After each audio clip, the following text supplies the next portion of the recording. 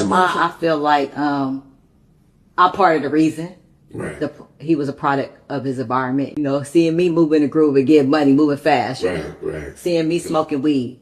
And it was something that wasn't hidden. I don't expose them to that lifestyle because you can't knock them when they jump into it, you know? Right. So I was mad when I found out what my son was in prison for, but I still really don't know because everybody keep it a secret. I don't want to know because it is what it is. Right.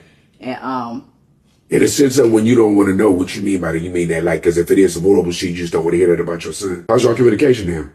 Yeah, major love. My little son call him a mama's boy. My son, he don't really have that relationship with me. We close, but you know, he went, when I went to jail, he was only 7, about to be 8. He's a mama boy because we and JD when I was 18 and you know, he was with me when I was thugging in the streets, riding, basically, your young life, you was gone. So like, talking about the difficulties of that, navigating that, then you get to this release date. You